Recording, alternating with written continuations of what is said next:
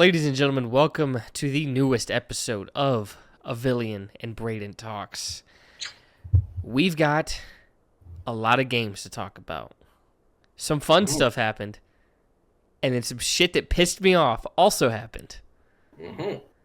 But before we get into any of that, I am joined, as always, by my lovely co-host, Avillion Talks. Jacob, how you doing? Good morning. It's 6:07 p.m. Oh, I said good morning. But hello. I'm doing well. We're recording on a Monday, and I don't know, when are you uploading this? You uploading this tomorrow? No, it'll probably still be Wednesday. Probably today? Oh, Wednesday, okay. We're recording on a Monday, so by the time this is uploaded, we will not have, the results of Saints-Chiefs tonight. However, the reason for that is I don't know if I'm going to have power tomorrow night. I've got a hurricane coming, and it is coming directly at me. I am exactly in the path of the storm. So, doing well right now. We'll see how I'm doing 2 days from now. But other than that, though, pretty good. Pretty good. I was hanging out with the cat this morning. That was nice. I didn't go to bed until like 6 a.m. My boss texted yesterday afternoon saying that work was canceled for the week because of the storm. So because some people are already having to mandatory evacuate like as of Sunday. So I'm chilling. I don't live in an evacuation zone, so I'm gonna be all right. But yeah, so I was just up, and I was up even longer. I didn't really feel like going to bed, and then I went to bed. But took me a minute, but I'm doing well, sir. How are you doing on this fine Monday? I'm doing pretty good. I missed a lot of football this weekend. I went on a little trip. Went and visited my sister and her family and celebrated my nephew's first birthday. Hell yeah, nephew! Big one. He's the big one. So yeah, that was pretty much all my weekend was just out with family, spending time with family. Boy, do I love traveling with my father. Boy, is that fun. Boy, road trips with your dad are just the best. We were flying. So just the stress of an airport, which to me is not stressful, but to him, very. How early did you guys get there? We flew on Friday after work. Okay. When I got off work, so it was late. It was late both flights. We got here late. Right, but how early did you get before your flight took off? Like, how early to the airport? I don't even know. They're small airports, so we knew we didn't really have to be there that early. Maybe hour and a half. Okay. I was wondering if your dad was one of those kind of people who likes to get there 3 hours before the plane starts boarding. Growing up, he was, and I think depends on the airport. I bet if some airports definitely, and so depending on time of day, time of year as well. I don't know if have you been to the San Antonio airport? Yeah, tiny for an airport. Yeah, for an airport, it's real small. And the other one we were at was the Savannah Airport, another really small one. So nothing crazy. Yeah. But yeah. That's pretty much it. That's the big thing, that I did. I've had quite a few connecting flights in my lifetime in Atlanta. Yes. Terrible airport. Yes. Worst airport. Crazy. In the country. Awful fucking. Because it's the busiest. It's huge, and none of the signs are helpful at all. And then the trains. The train, they start and stop so fast, like you blow your knee out every time you get on the tram at the Atlanta airport. It's fucking awful. Dog shit airport. But we have a somewhat funny one. We have a funny one today. It's not. You'll see why it's funny. Okay. Kind of funny. Timely. Relevant. One might say. The quote is, "Seek truth, speak truth, and fight for the truth." Is it Sojourner Truth? It's not. Okay. It's not that funny. It's Kamala Harris. Oh. It's just fun. It's just a little funny. She's in the girl boss affirmations. Let's go. She made it. She's up. Future president of the United States. Potentially. Kamala Harris, 50-50. Yeah, it's a good shot. I mean, every Got a chance. election's 50-50, but to me, this one genuinely feels 50-50. I have no idea what's going to happen. I like every like other week or so. I'm like, okay, it's probably gonna be, and then the other next week, I'm like, nah, it's probably like I've given up. Like Yeah, to we'll me, find out in a month. this has felt the most 50-50 Yeah, of any that I've like been I've always cognizant of. at least in the last like since I've been old enough to kind of know what's going on, I've always kind of had a sense. Like I kind of thought Trump would win in 2016. I kind of thought Biden would win in 2020. I got no fucking clue right now. Yeah, We'll see. yeah, I got no idea. it'll be fun either way. The guy who has successfully predicted 9 of the last 10 predicted Harris to win, and the one that he didn't predict correct was Al Gore versus Bush, and Gore lost by like 3,000 votes. Shit, in Florida, I think. So, Well, all that tells me is that this is going to be close, if anything. right, and also Which there was some backdoor shady shit involved in that too. I think I don't know, but tinfoil hats on. look, I'm not saying that was a stolen election. I'm saying if any election of the last 10 elections was stolen, it was Gore versus Bush. But regardless,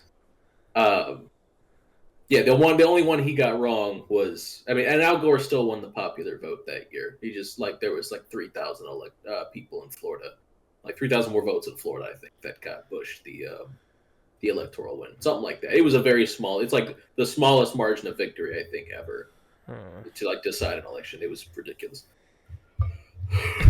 Are we gonna do a election night special podcast where we just Live stream the. we should live stream it, make a drinking game?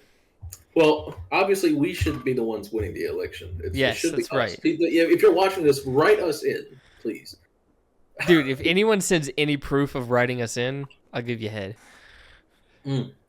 I'll give you a crisp high five. But I'm writing in Jimmy Carter. He only served one term. He's got 100-year-old Jimmy Carter. He's got one more in him. I believe in him. So we'll see. We'll write in Jimmy Carter. Do you want to know what I'm writing in? What are you writing in? I'm writing in Kyler Murray.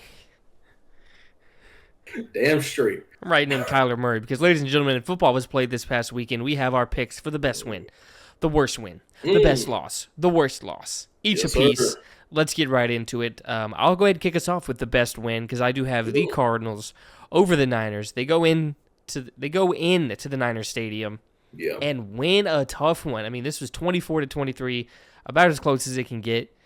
And it honestly, the Niners should have, or the Cardinals should have won a little more comfortably, but there's a blocked field goal in there that gets returned for a touchdown. Crazy swing. But well, also Jake Moody got hurt in this game, so the Niners had opportunities to kick field goals that they weren't able to take because they didn't have a kicker. So there was that too. There was a few things that went. Okay. But, I mean, I feel like the Cardinals low-key, they might have just saved their season, not saying they will make playoffs from this, but this was a huge win to get. The rest of the division lost. Rams lost. Seahawks lost. By the way, Seahawks lost with some bullshit. No, I think I'll get there later. Yes. Yeah. That was terrible, but I'll talk about that. So, I mean, I didn't watch it. I don't know how the Cardinals' defense itself really looked because we know the offense. We kind of have some faith into that one. The questions about this team and if they can make the playoffs is solely around their defense, which we'll see. First good Brandon Ayuk game of the year, by the way. Welcome back, Brandon Ayuk. Dude, I almost was like, last week I almost was tempted to put out trade offers for him to try and trade for him to get him in because I was like, maybe I could buy low on him. I should have it's the time of year I should have bet on his over. You know what I mean? It's exactly the kind of game where he would come back. Divisional match. He's gotten off to a slow start in the first month. He's got it now. This is the kind of game he would break out in. I should have put money, but it's fine. But you have anything else you want to add to this game, or do you want to get to your best win? That throw and catch to Marvin Harrison on the fourth down, I think it's 4th and 5 on that last drive that led to a field goal. Game-saving play right there. If they don't get that, they don't win this game. Your two special players just connected. Yeah, that's exactly what you want on the last drive of the game. Just fucking he's got pressure in his face. Just throw it to your best guy. Let him make a play. Have some faith in him, and he rewarded him for it. And Like that's the kind of shit that could save their season, and I hope it does because I have a lot of love for this team. So, for my best win, I had the Atlanta Falcons over the Tampa Bay Buccaneers. I think you and I both picked Tampa to win this, not by much, but I think we both were like, this is going to be a very good game. But I think like Tampa's just a little better, and Tampa might be a little better. I don't know anymore. We'll see. We'll see. I think that the Falcons have finally figured out their offense and playing with Kirk and whatever limitations he has at this stage. Yeah. By the next time they play Tampa too, they should have it figured out a little more. Because there were still what more do you need to figure out? 500 yards. You feel like every playmaker you got to figure out the run. You got to figure out the running game because something about like Bijan only getting 12 carries or whatever it was just don't sit right. Like if they make up for it in the passing game, it doesn't matter. I don't think. I suppose, but I feel like there's Zach Robinson's situational play calling isn't great yet either. Now he's a first time play caller, like that's fine. He's in the 5th game here, but I want to see some improvement there. But at the same time, I have faith he'll figure it out, and I have faith as a team they'll continue to figure that out. But the swing of them getting this win versus had they lost this game, like if they lose this game, Tampa's 4-1, they're 2-3. They're 2 games behind Tampa, and they've already lost to them. Now they have a tied record. Falcons have the tiebreaker. That's a 2-game swing. Yeah, that's a 2.5-game swing, really, if you're thinking about the divisional tie in there. So they needed this. This is as must win as it gets this early in the season. The closest thing to a must-win game you can have this early in the season, and they delivered in overtime. Kirk Tober is here. What a game! He looks like he's back. I mean, still, even at times doesn't quite look comfortable planting that leg. So I'm going to be excited to see what it looks like when he is planting his back leg again. So good win for Atlanta. And I don't know about you, but I feel like the back end of that defense is starting to help make up for some of the lack of anything up front. I mean, when you have Jesse Bates and Justin Simmons, special over the top, you're two not punch allowing, outs. Yeah, one Mike Evans got, the other the Falcons were able to get back. But I mean, if you have something absolutely special on defense, it can help with some other stuff, with other shortcomings. Yeah. I mean, you definitely see that with this team, just like you kind of see that with the Vikings, with how good their edge rushers and their linebackers are. You kind of see like they make up for the deficiencies on the interior, they make up for the deficiencies in the secondary. Harrison Smith's still playing great ball too. Good for him. But yeah, we're your worst win, sir, or best loss. I don't know what order we're doing this in. I have mine written out as best win, worst win, best loss, worst loss. Okay. My worst win. I have this team. I don't like talking about them, even though I do it. I think I do it every week still. But my worst win is the Cowboys over the Steelers. Part of this is because of how we feel about the Steelers. So we feel like if you're going to be a good team, you should probably beat them a little easier. Yeah. But just $60 million a year for 2 interceptions does have that game-winning drive with the game-winning touchdown on like 4th down. Okay, cool, Dak. You let it get that far. You let it get that close. Let it come down to that much of a wire against a Steelers team that I don't really respect offensively. And I know that you don't play defense, but I'm just saying, like, you should score more than 3 points more than that team's offense. Yeah. If you're gonna be as paid as you are. Yeah. But and then the Steelers, I don't know. We saw this coming with the Steelers about after they started 3-0, because now this is 2 losses in a row. Yeah, 2 straight losses. I don't know off the top of my head who they play next week. We'll get into it during picks, but they play. Can't imagine. The Raiders. Okay, snore. Okay, they kind of lucked out. It's a team they can beat. I'm not saying they will. I think they play the Jets the following week too. But dude, what the fuck is with the Steelers schedule?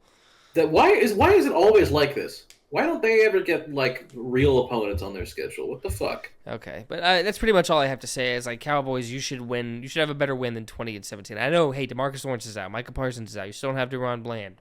Brandon Cooks is out. I do not care. Yeah. Should beat them more.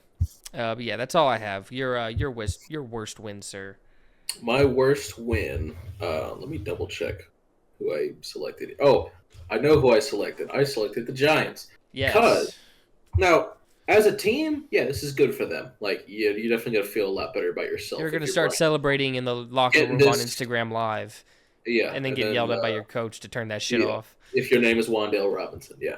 No, sir. They won this game without Malik Neighbors, too, so good for them. However, that blocked field goal was some bullshit.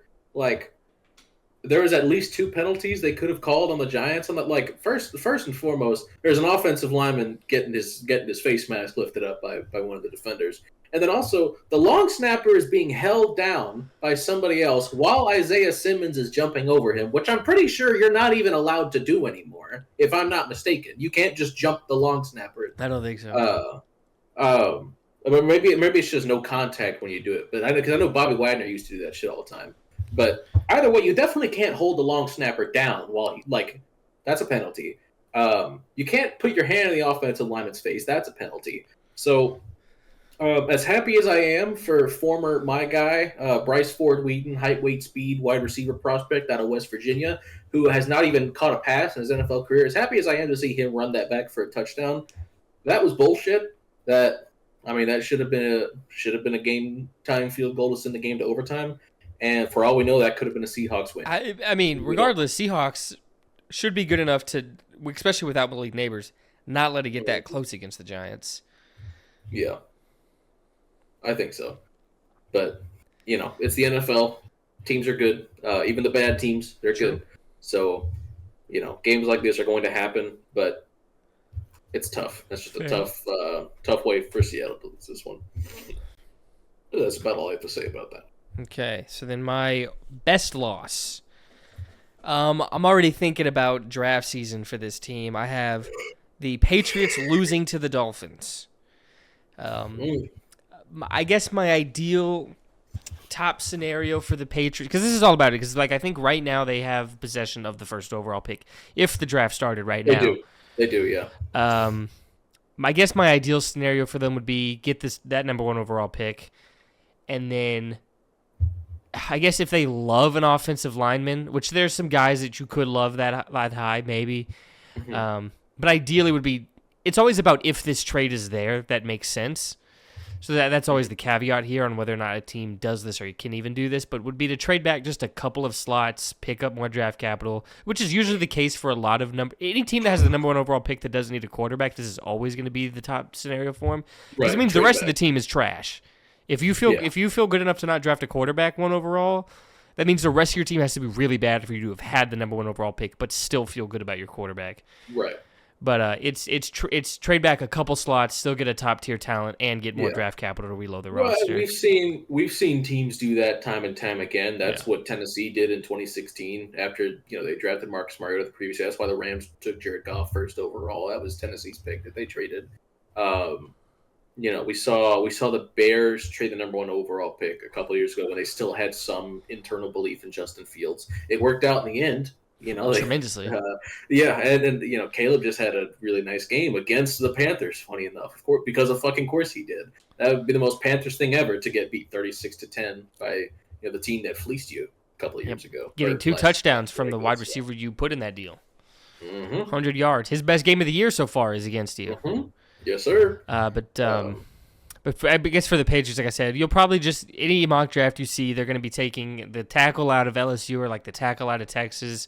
Mm-hmm. I mean, because their offensive line sucks, and that's another reason I don't think they need to go to Drake Maye right now.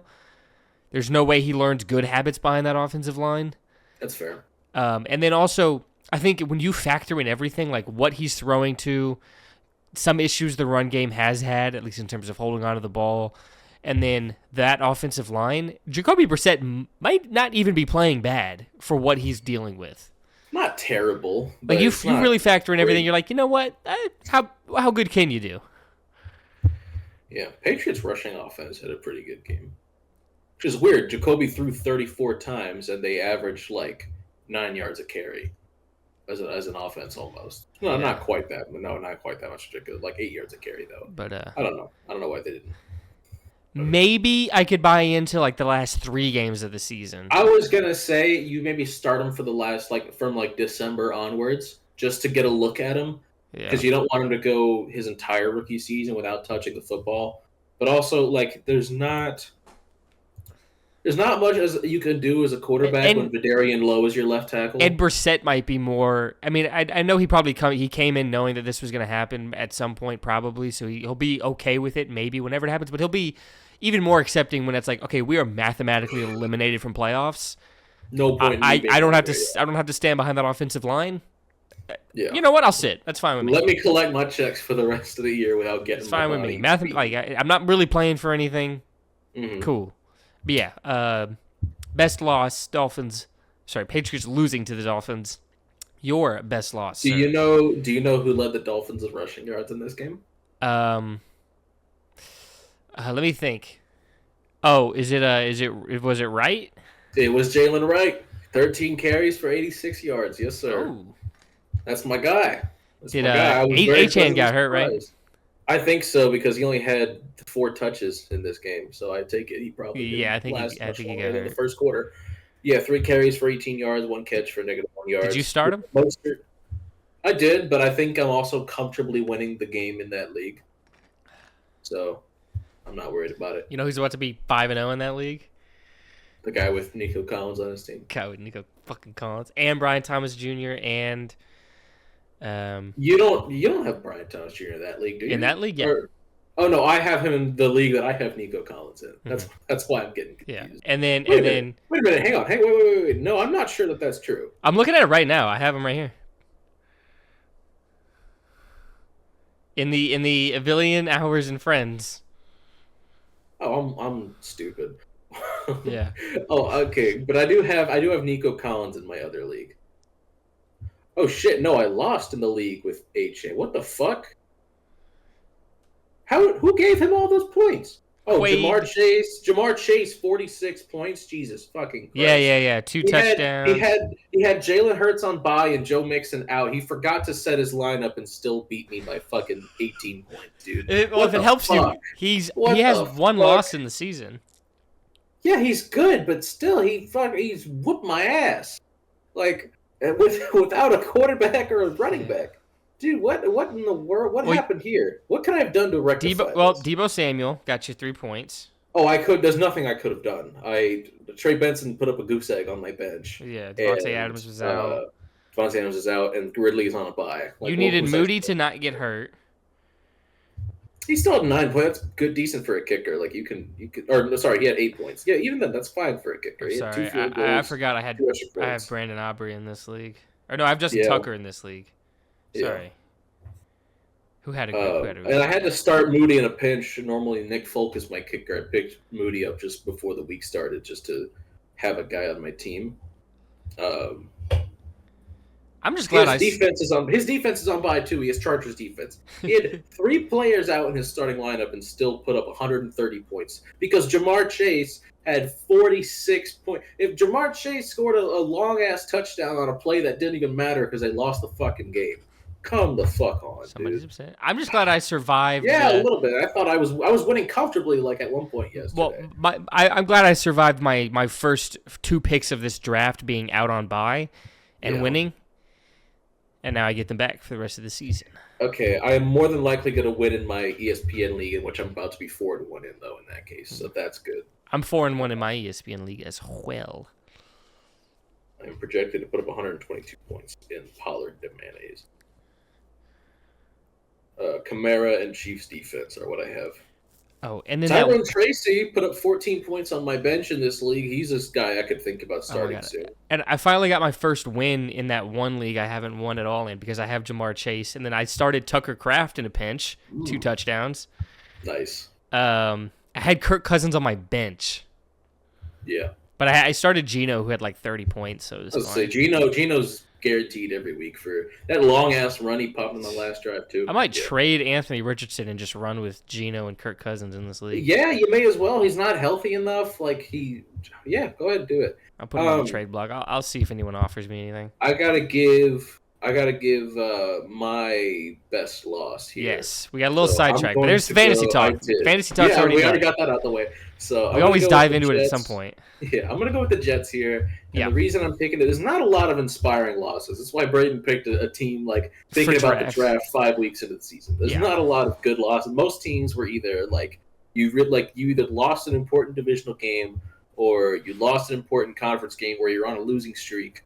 Or you just got your ass beat. Yeah, you just got the shit kicked out of you. I'm going to go with the Jets because this is the kind of loss that makes you realize we don't quite have the horses right now. Let's go get Davante Adams. Also, you know what I mean? I think that the defense, against one of the best offenses so far to start the year looked good. And then also, even with some disasters that happened offensively, they still kind of came back a little bit and made it competitive instead of just being a blowout. So, there's signs of life there. Yeah, you were in the game. So, and you had a chance to win it at the end. And you didn't. And maybe if you had Davante Adams, you would have. You don't know that. So, I don't think Davante Adams being there stops Aaron Rodgers from throwing that ball to the wrong side of to the wrong shoulder. Okay. He threw it to the wrong shoulder that he should have, and Stephon Gilmore seals the game. Yeah, that too. That was just a bad pass. But they get better, but I honestly don't think they win that game with Davante Adams. I think the issues were just outside of that. And in general, there's a lot about this team I still don't love. There's not even 7 good teams in the AFC right now. We'll get to Brayden's best. I'll tell you how many who's where. You got what is it? It's just going to be Houston and Kansas City. That's it. That's no AFC team outside of those two. Well, maybe Baltimore. Baltimore should be in there. They're winning. They've won 3 in a row. We'll get to it. Yeah. But yeah, Jets for best loss because it's the only team I can think of. It's an out-of-conference game you just lost. You lost in London games are weird. Whatever. Yeah, that was another thing. You can kind of throw them away a little bit. You can't throw the record away that it leaves you with. But being I hate international games so much. I love watching football at 9:30 in the morning. Don't get me wrong. Yeah. I loved having my second stress-free Sunday in a row because the Titans played on Monday last week and they're bye this week. So 2 Sundays in a row, I don't got to worry about nothing else besides Minnesota Vikings football. 2 Sundays in a row that they've delivered. However, as much as I 5 Sundays in a row they've delivered. Well, yeah, but 2 stress-free Sundays in a row. But as much as I love getting 9:30 football, the games themselves usually suck. They're not very entertaining football games, and it's because of it's the jet lag. It's got to be that, and when you think London, who's the team you think of? Jaguars. Yeah, that just tells you enough about how these London games go. The team go. that plays 2 games a year in London. But yeah. Mm-hmm. You ready for my worst loss? Give it to me. My worst loss is the Bills losing to the Texans. What a horrible fucking loss. Now, I do feel a little bit of hey, I told you about the Texans because you were pretty harsh on me having them high up on the If the Bills had Khalil Shakir, they win this game by 10 points. I firmly believe that. Well, then you also get to if we're playing ifs, then I could be well, what if they had Nico Collins the entire game? Okay, the Bills win by 3 points. I don't care. Okay. Josh Allen's not going. Well, then that's a close game against the team that I think is a Super Bowl contender, so I wouldn't feel dumb about. Anyways. Fair enough. Well, at home. You lose.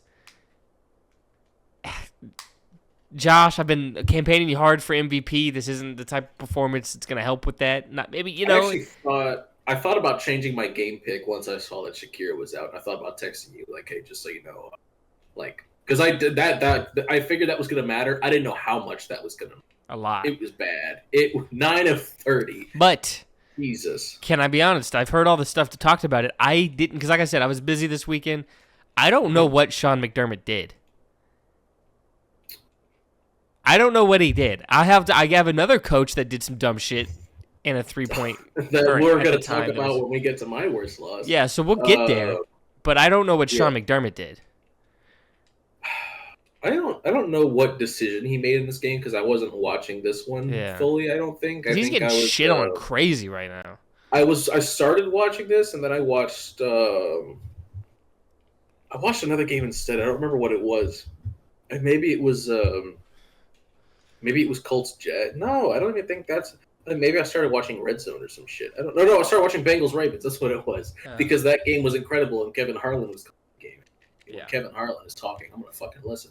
I was in the airport watching it. One of the best games called of Kevin Harlan's career. He was on fire in that fourth quarter. He was going fucking insane.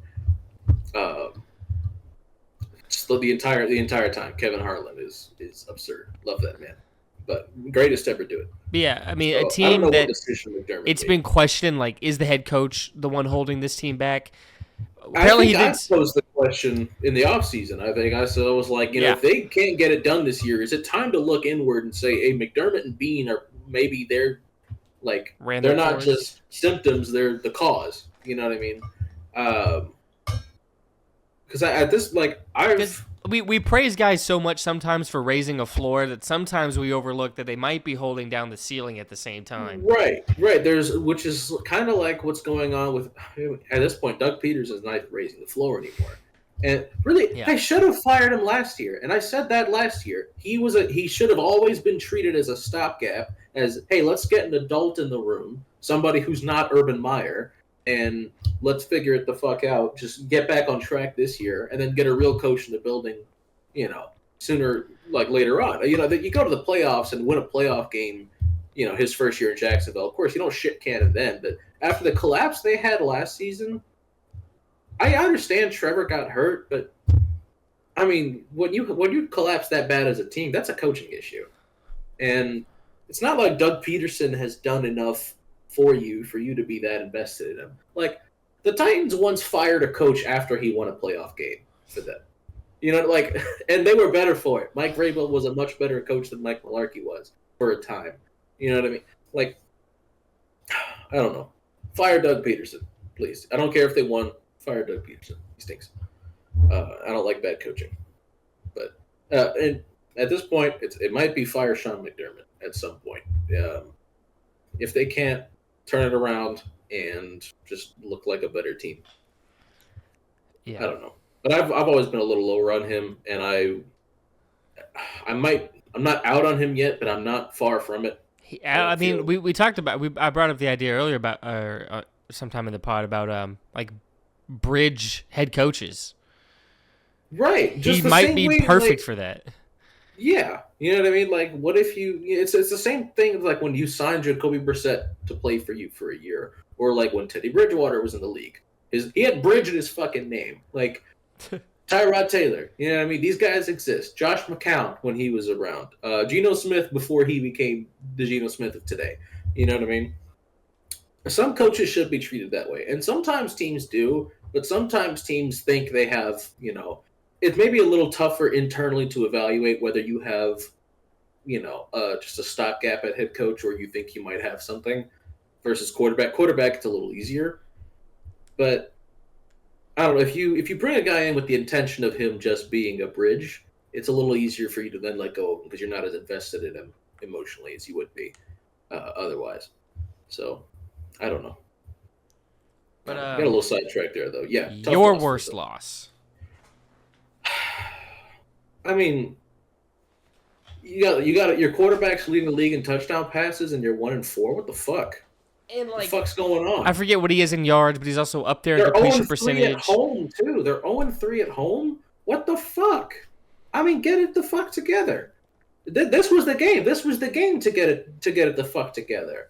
This is the result of what we were talking about earlier with the Falcons and Bucks. This is what it would look like if the Falcons had lost that game. You're 2.5 games back now against what is probably at this point a superior division opponent. Yep. So.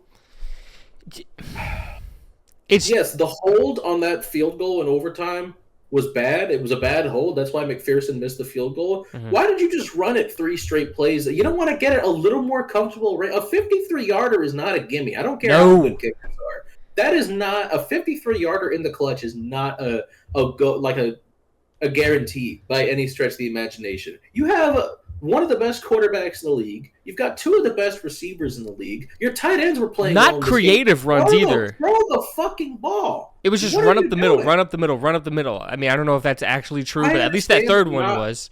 I understand not wanting to put the ball in harm's way, but you just got a turnover in overtime. If field goal wins the game, but make things a little easier on your kicker, maybe. If you view throwing it to Jamar Chase as harm's way, you're doing it wrong. And T. Higgins as well, one of the better 50-50 ball catchers in the league. Put Gesicki on an underneath route, put Eric All on an underneath route, put fucking, like, I don't know, Burton or Josephus on whatever fucking clear out you want to just to create some space. Dude, something. I mean, what the fuck? That's frustrating for me to watch, and I don't give a fuck about the Bengals, but I was pissed. Seriously? I mean, you may as well just kick the field goal once you got if you were just playing not to lose the football, you may as well kick the field goal once you got the fucking ball back. But I mean, because what was the point otherwise? That happens. Whatever. What's more concerning for me right now is that the Bengals defense is bad. They are, and I don't think it's Lou Anarumo's fault either. I think they straight up do not have the horses. This is what happens when you let DJ Reader walk. All of a sudden, your run defense fucking stinks, and your pass rush stinks too. Like, I don't know. It's like Trey Hendrickson or bust when it comes to pass rush. I mean, it was 1st and 10 in like the first quarter. The game was tied 7-7. They had 8 guys on the line. Lou Anarumo's trying. He's trying desperately to create some pressure here. It's not like he's not making an effort. I mean, I'll knock him down a couple pegs of what I thought he was, because I feel like sure you should if you're as good as I thought you, because I thought he was like maybe the best defensive coordinator in football, or at least up there in that conversation. You should be performing better even with the roster. He's still good. I think he's still good. I still think he's good, but maybe not as good as I thought he was. Yeah, it's definitely more lack of personnel than anything. The secondary has been disappointing too. Like I understand the it's complimentary. Like more pressure equals an easier time for the secondary, but also an easier time for the secondary equals more pressure. And I don't think the secondary is doing the defensive line much favors right now. So it's bad all around. I don't know who's available in terms of you could trade for, you could sign off the street to just get more just try to take a chance on some guys. Yeah, I don't know what you do. Because offensively, the Bengals have been rolling recently. Oh, they're fantastic. Slow start, like against the Patriots, and then the Chiefs one was kind of close, typical Chiefs-Bengals game. But after that, I mean, they've been great. I mean, because we just talked about Joe Burrow's numbers. Like if their record was flipped, he's the MVP. Easily. But it's just not. Like he's playing at that level. But no, like the defense has just absolutely been terrible. In my heart of hearts, I still think they make playoffs. Yeah. They've got a long road, but the rest of the AFC is doing them a favor. Technically, I mean, isn't this the road? I mean, maybe it didn't look quite like this, but this is the road you had last week because you picked them to make playoffs and you picked the Ravens to win. I did pick the Ravens to win this game. That's true. So this is Jacob's. Jacob saw this coming. This is, I think they'd be the first team. They'd be, I think, the second team ever to go like 1-4. I'm about to play. I think the Colts back in 2018. I think were the. I think the first. You put in 1-4. It's the first thing that pops up. 1-4 teams to make playoffs. Yeah, I know the Colts did with Andrew Luck. When Andrew Luck came back from injury, I know they went 1-4 to the playoffs. Have any NFL teams started 1-4 made the playoffs? Let me see. Let me scroll for a second. They went from like 1-4 to 10-6. They finished super strong that year. 95, Indianapolis. It's a couple teams actually. Wait, the Colts did it in 95 too? That's all I see right here. 95 Colts started 1-4, finished the season 9-7, made the playoffs as a wild card. 96. The next year, Jacksonville 1-4, 9-7, made the playoffs. Doesn't say it. So it's only AFL teams that can do it. That's what I mean. 2002, New Orleans Saints. 1-4, 8-8 made the playoffs. 2015. This is here. 2015 Seahawks are going to be what they're trying more for. The Seahawks started 1-4, turned things around, finished the season 10-6, securing a playoff spot. 2020 Washington Football Team. They started 1-4, went on to win the NFC East with a 7-9 record. Yeah. Wait, so the Colts didn't? I don't know. Maybe this wasn't a full list. Maybe this was just. Let me look I up. think there actually might be a lot because I think this was just this one guy rattling off. I'm gonna see. Because then this next Colts one, this next is here, 2018 2004 Green Bay Packers. They went win. The Colts started 1-5 in 2018. So And made the playoffs? yeah. Damn. Oh yeah. Houston Oilers in 93 went loss, win, Wait, I think loss, so. loss.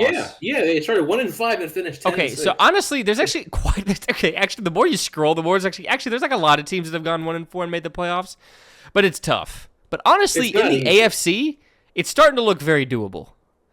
This is not a good conference. Like, in fact, and seeing a lot of the decisions quarterbacks were making yesterday, I feel a little better about Will Levis just because he's not the only retard. Oh my god! I saw a TikTok that was like, You know all what I right, mean? what's the Will Levis play of the week? Will Levis didn't play, but here are the nominees. Here's Jordan Love. It was Jordan Love. Love's, and it was a Daniel Jones tripping over air, fumbling the football. Of course it was. Here's Dallas Flowers trying to tackle Brian Thomas Jr. like going midair. And by the way, the Dallas Flowers got waived this morning. By the way, wow, they said no. Yeah. They said make up here to the Will Levis. You're out. Gus Bradley in the film room was like, "Yo, what? Get the fuck out of here!" Yeah, all the posts. The Will hell is Levis as a going on? DB. Yeah, that was that's what bang. Let me real talk. I don't know why NFL meme pages like recreate tweets as memes and then post them like that. Why can't you just post the tweet like a normal fucking person? Like, you don't have to, and then they don't credit either because that was Bengal's tweet. Will Levis if he was a DB. That's what Bengal tweeted out. But they just post it's like white tech, like the standard meme format, whatever. But it's like these are all, you could look all of these up and you'd find them all. They're all on Twitter. These guys are just stealing tweets and repackaging them as meme. Why don't you just screenshot the fucking tweet? Nobody's gonna think it's any less funny if you. I was gonna say it's funnier seeing it in that format. I get a picture. You'd get the picture in the tweet regardless. But then I get pictures in the tweet. But there's extra stuff around it. White text, white background, black text picture.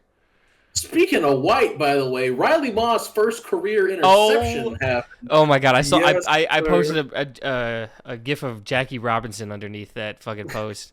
That's what I call Ku Klux clamps, baby. Yes, sir. That's crazy. That's crazy. See, I just stole a tweet but said it verbally. See how easy it is to steal football tweets and make somebody laugh with them. Yeah. Anywho, sir, Ku Klux clamps. That's what the fuck I'm talking about. Yeah, it's nice to see. We're catching up as a race. We've been focusing more on basketball with like the basketball players in the world right now are white. It's nice to see a white corner, actually play some good ball. But hey, he's having a great year. Cooper Kupp a little bit, and then CMC, and then like in terms of being a freakish athlete at the position, we got Josh Allen at quarterback instead of just a normal pocket passer. Daniel Jones has wheels. Yep. Hey, we're catching up. We're seeing catch-ups. We're seeing more black guys on the O-line, which I fuck with too. You know what I mean? I've never thought of that as. I've never thought of it as a disparity. Not necessarily. It's always been like relatively 50-50, but I feel like in the last couple of years, a lot of the elite offensive linemen have been white dudes. So it's nice to see more like more Tyler Smiths. Yeah, I guess like that kind of thing. Because you've always had at least one. Like you always had like a DeBrickashaw Ferguson or a Trent Williams or whatever. But Jason it was Peters. usually just like one or two guys. It was never like a decent chunk of guys. Larry if you look at all the best centers in the league, it's just white dudes for the most part. But actually, interior in general is a white dude dominated position. Like tackles, usually you see a pretty even, an even split. But with interior offensive linemen, it's been mostly white folks. So shout out Louis Cushenberry, dog. But yeah. Good for Riley Moss, first career interception. Are we making picks now? Yeah. Well, I do want to talk about a little bit like Broncos. Good job, 3-game win streak. Proud of you. I guess I have to eat crow on this team or whatever. A little bit. Also, Fuck, what was I had something else. Oh yeah, the Raiders made a quarterback change, predictably, of course, because there was no way either of these quarterbacks were going to last the first month of the season without getting benched. So Minshew threw, I think, 2 interceptions in this game. Aiden O'Connell came in and then threw a pick as well. So they both stink. Dude, I Everybody turned knew that this game coming into off. this season. It was 10-0 Raiders, and I was like, Yeah. oh, cool, Raiders are going to win. I saw that crazy Brock Bowers touchdown where he just mossed the dude and then ran it in. Yeah. And then floodgates. Very predictable outcome is that both of these Raiders quarterbacks stink. So it is what it is. But yeah, fuck it. Let's make picks for next week if we even can, because this week's not settled. So. Oh yeah, we can't. We'll just have to verbally do it. That's what I'm saying. I don't think you can. Like we can. But I guess we. I have some bad news. Oh. Well, that I won this week. Jacob finally won a week. Yeah. He won. I think we both have Chiefs, so I think he'll be up one. He's up 1 point. Wait, I only have 6 correct picks so far. We both fucking stumped. Well, it was a terrible week because we were both wrong about Tampa. We were both Yeah. right about Minnesota, both right about Chicago. You were right about Baltimore. Both wrong about Buffalo. You were right about Jacksonville. Both wrong about New England. I was right about Washington. Why did you pick Cleveland? The more I look at this, why did you pick Cleveland? Why did I pick Cleveland? I think it was just like a gut instinctive, like, Washington's going to drop one for reasons. I don't know. And then you were right about... I don't know. Yeah. You were right about Denver. We were both wrong about San Francisco. I was right about Green Bay. We were both wrong about Seattle, both right about Dallas. Okay. Wait, didn't we tie? No. You're up 1. You have 5 correct picks this week? Yeah. Okay. Interesting. Because you were right about Baltimore, Jacksonville, Denver, and I was right about Washington and Green Bay. I still can't believe you didn't pick Jacksonville to beat the Colts at home. That's like the most free game. They were the fucking worst team in football, it looked like. So? The Jags at home. It doesn't matter what the disparity between the two teams is. Dude, I'm sorry, I'm not up to date on AFC South lore. I'm not watching the deep dive into the AFC South 8-hour-long video on YouTube. When the Jags had the number 1 overall pick a couple of years, or no, it was when they went 1-15. I think, or no, excuse me, in 20. I don't know what year it was. Yeah, no, it was no. When they went 1-15, their one win victory was week Colts, 1 was Colts in Jacksonville. Like this death taxes and the Jags beating the Colts at home. Always. Okay. Always. But yeah, we cannot. Trust me. Trust the resident AFC South fan here. That's like, I think we had the same conversation last year. Yeah. If I'm not mistaken, I think last year I picked Jacksonville and you picked Indy, and you were like, "Oh, the streak's going to end eventually." And it will end eventually. It will end eventually. How many more times do you have to pick the Colts to win this next game year when Anthony Richardson is healthy? As if Joe Flacco was the reason they lost this game. He's not. I didn't say that. Anthony Richardson didn't say that. In this game. Never said that. Putting words in my mouth. I'm just saying, like, a healthy Richardson does not win the Colts this game. I didn't say that. Whoa! I didn't say that. It's just is next year this year? Is next year this year? No, they're separate years. Whatever. All right, let's make picks. Let's make some fucking. Starting off with a fun one to pick Thursday, Niners at Seattle.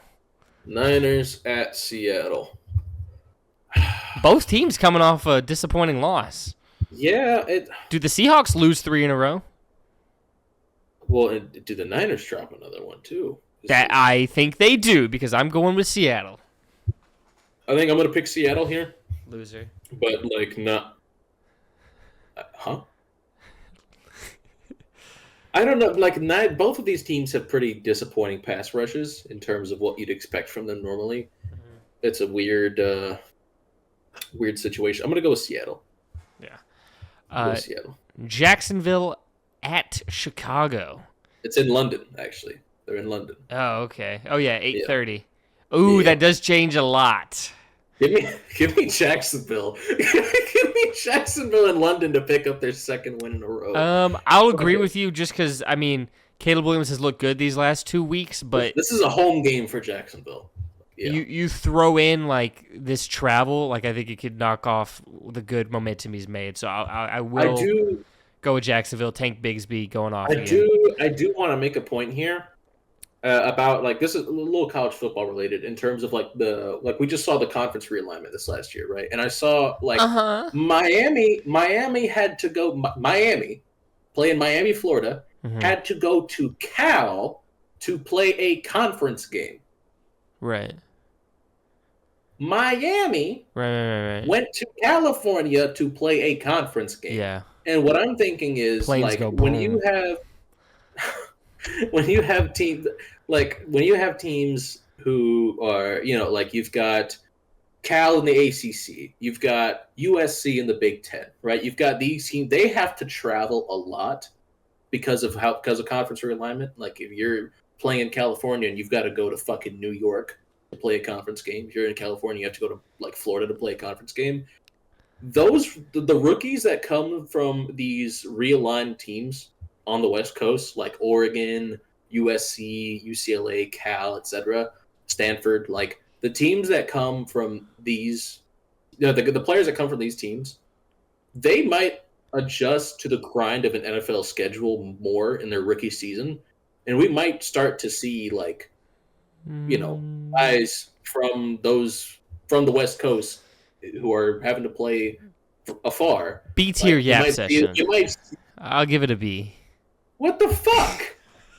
I'm just saying, you might see those guys adjust a little more easily to an NFL schedule because they're kind of having to go through it already. They're having to travel far. Like, it's not like, the Big 12, what it used to be, where it was like, if you're in fucking Oklahoma, Arizona, Texas, like, that's it. That's such a small, like, Texas is a big-ass state, we know that. But, like, the square footage you got to travel is not a lot. You know what I mean? Now, for the guys on the West Coast who their conference has been dismantled, pretty much, it's being rebuilt, but where they've all had to go to new conferences, it's a lot. It's a lot for them. So maybe they'll adjust easier to the NFL schedule when they get drafted. But anywho, yeah, give me Jacksonville in London and a home game for the Jags. Give me Jags, and then we have Bucks at Saints. Give me the Bucks. Give me the Bucks. The Bucks have done a good job at, for the most part, holding opposing running backs in check. And I feel like if Alvin Kamara doesn't have a good game, the Saints offense probably doesn't have a good game. I'm going to take Tampa.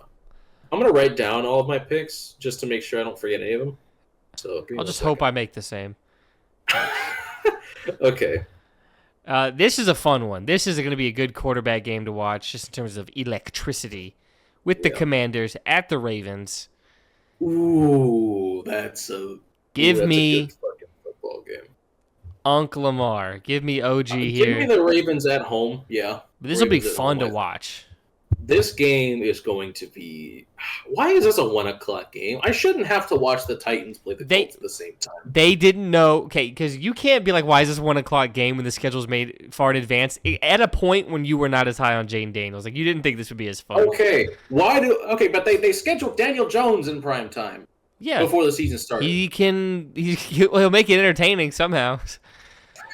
He's like Will Levis light. Like he was doing it before Will Levis made it popular. He's the OG. Okay, he's the OG. Give me Cardinals at Packers. This is like having to pick a favorite child for me. And that is a tough one. Give me. Fuck, dude. I don't like this. I don't like having to choose this.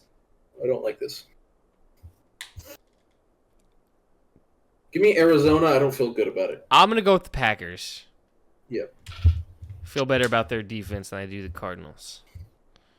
Give me Titans by 50 against the Colts, by the way. Give me the Colts over the Titans. Titans coming off a bye week. They're going to figure it out. Give me Titans. You're like 0-4 in picking Titans games. I am. So it's gotta stop eventually. I think I'm like 3-1. Yeah. I think you're damn near perfect. I think one time I picked them and they lost. Yeah. I know. I think you didn't pick us week 1. I don't know if you picked us week 2. You picked us against the Packers probably because Malik was playing. Yes, that is probably what it was. Yeah. I think you and I both picked Titans that week. That's what it was. That's the one. Yeah, Titans are off a bye, and I don't like early buys, but when you have a rookie head coach and 3 first-time coordinators, and a I'll quarterback take it. Who sucks. whatever, and who's injured and needs time. But both quarterbacks will be coming off injury this game. Anthony Richardson and Will Levis, assuming they both play. Hey, we Both just will got be a little notey. Oh, Devontae Adams? Rice likely out for season. Chiefs wide receiver to have knee surgery Tuesday to determine return timeline. Oh shit! Everything I had heard was like, he'll miss he's probably out the whole season. Oh, he actually is probably going to come back, and now he's back to being out the whole season. He missed like the scary part. He's probably going to come back and stuff. Patrick Mahomes really killed his wide receiver one. What the fuck? That is insane. Oh, maybe he did this on purpose to get Tyreek Hill back in Kansas City. Got to be smarter than the average bear, sir. There's no shot, dude. The Chiefs are gonna have a hard time trading for like a good wide receiver because every team is like, no, fuck you. Well, they sure as shit aren't getting Devontae Adams. They're not getting Devontae Adams, and I bet the Dolphins are even like, no, we're not giving you this guy back. Amari Cooper would be the one name I'd hang up on a little bit. There's an outside shot. I can stomach the Chiefs having Amari Cooper. I could live with it, but you know damn well that would work. Like that's what pisses. Okay. Oh, the Texans are on bye week this week. That's disrespectful. We have Texans at Patriots, ladies and gentlemen. Give me the Texans. Give me the Patriots. No, give me Houston. That'd be such like I hope. I hope we somehow see Drake May in this game and he tosses 4 tugs. That'd be incredible. Oh my God, that would be. I would love that. I mean, I'd love to see that, but I actually don't want to see that because it means he's behind that offensive line. If he's tossing 4 tugs, the offensive line's probably not having a bad day. Unless it's just like 4 bombs and he's getting bombed the other plays. Or if he's getting hit as he throws those bombs. Yeah, that's possible. Anywho. But Browns and Eagles. This. Unfortunately, give me the Eagles. This is going to be an ugly fucking football game. I'm not watching it. There's a million different things I'd rather do than watch Browns Eagles. Give me the Chargers at Broncos. The Broncos red hot Broncos versus Chargers off a bye. Ooh, and it's in Denver. Give me Chargers to keep things interesting. Give me Denver. Steelers, Raiders. I don't fucking care. Give me the Raiders. All right. Give me the quarterback change. I think it'll juice them up a little bit. I keep predicting a juice up for the Raiders, and it's not happening.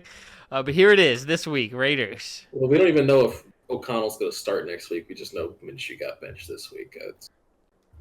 Well, then a fire has been lit under Minshew, baby. I don't know, man. Nobody's job should feel safe on the Raiders besides like Max Crosby. Yeah. And Colton Miller, maybe, I guess. And Bowers. Okay, you're starting to write a list.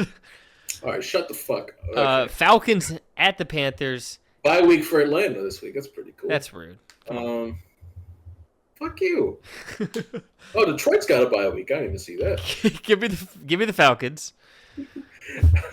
And then Lions over Cowboys. Give me the Lions in a revenge game for what happened last season. There will be a trick play touchdown by the Lions to make up for what happened last year. Bengals at Giants. I mean, dude, if you can't beat Daniel Jones in prime time, if ever there was a week for Lou Anarumo's defense to look a little bit better, it's against a Giants team that might not have Malik. I don't care either way. You need to win that game. Get it the fuck together. And Joe Burrow has always, for the most part, has done pretty well against Shane Bowen's defense. Historically, we've seen Joe Burrow play pretty well against Shane Bowen's defense. I'll take the Bengals. Bills at Jets, another primetime Bills game. If Khalil Shakir plays, give me the Bills. If he doesn't, give me the Jets. I'll make either way, give me the Bills. I'm gonna write down Bills for now. Well, also if Devontae Adams is on the Jets, give me the Jets. You think like 6 days of prep? He knows who Aaron Rodgers is. He knows that Nathaniel Hackett. Yeah, he knows the system for the most part. He knows the quarterback. Like he if any receiver could adjust quickly to being on a new team, it's Devontae Adams. I don't care about anything. Give me the Bills. Josh Allen will put himself back on track to be MVP with some 2 rocky weeks back to back. If Khalil Shakir plays, give me the Bills. If he doesn't, I'm not looking forward to seeing Mac Hollins against DJ Reed and Sauce Gardner. Sorry, that's not good football. Oh, take the over on Josh Allen's rushing yards. Oh, without a doubt, regardless of Shakir's status, take the over on Allen's rushing yards. That's going to be critical for that game. Those are our picks, ladies and gentlemen. Yep. Now, it's time for Brayden's best. Brayden's breast. Post week 5. Gun to my head, who do I think the best team in football is right now? Minnesota. I put the Baltimore Ravens. Oh, well, right now, okay, fair enough. I think Lamar is playing at an MVP level. They're starting to gel offensively. Derrick Henry's starting to get acclimated to that offense. Defense didn't look good last week, but I think that probably has more to do with the Bengals being really good offensively. They still have to figure things out coaching-wise because they lost so many coaches in the offseason. They lost pieces too, but especially the coaching staff. They lost everybody. So the defense is going to take time, but I think it'll get better. At number 2, you were one off because it is Minnesota at number 2. Better be. Sam Darnold had his worst game of the year, and I don't think he played particularly well the week before. I'm not worried. He went up against the Jets defense this week. They're a really good defense. It's in London. He played well to start last week. He just didn't finish strong. But, give me the Vikings. One thing, I don't think Kevin O'Connell did enough to help him in this game.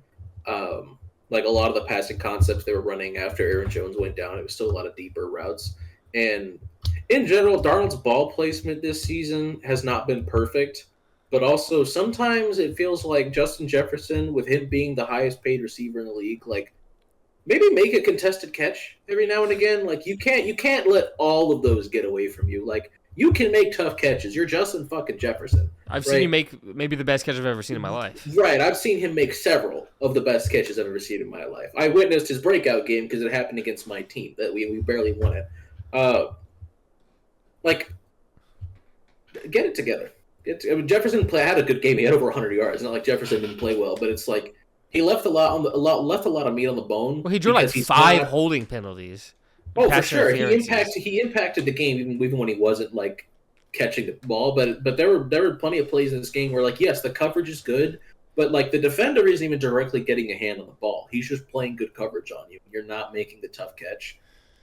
I've seen you make these catches before, and he hasn't really been making them this year at that clip.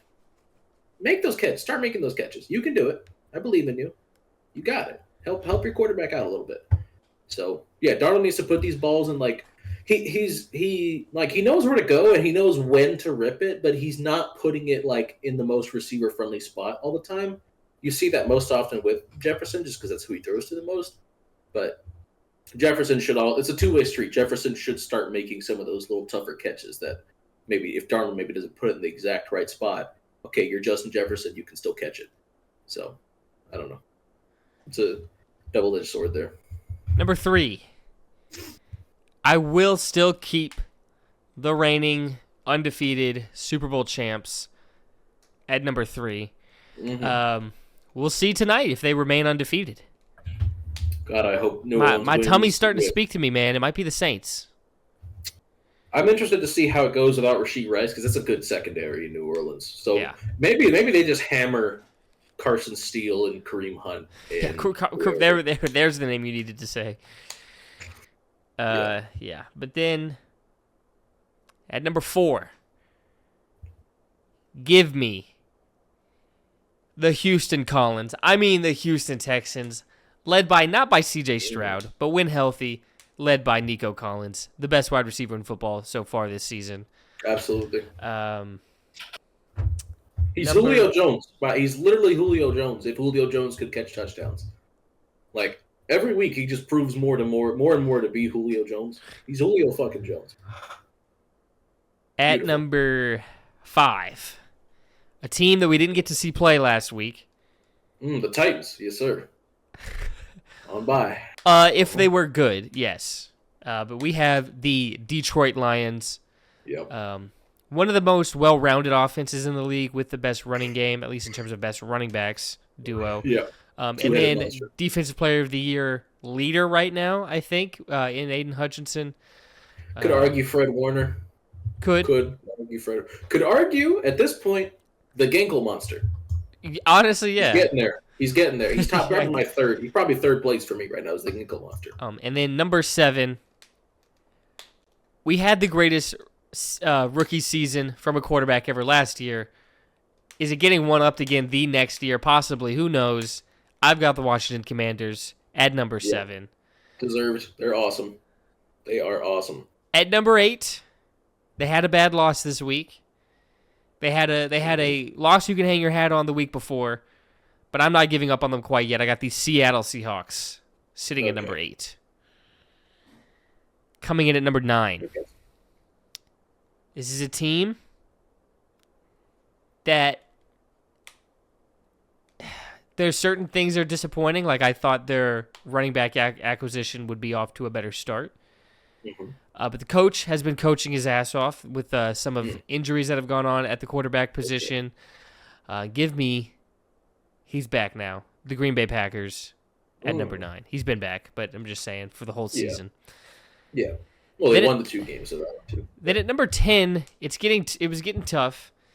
This team doesn't have the best defense, but offense is looking great. Mm-hmm. The offense is limited by some of the stuff the quarterback is dealing with, but that doesn't stop them from throwing for 500 yards. The defense is limited up front, making up for it in the back end in spectacular ways. I went with the Atlanta Falcons at number 10. You keep the Bills out of your top 10 completely.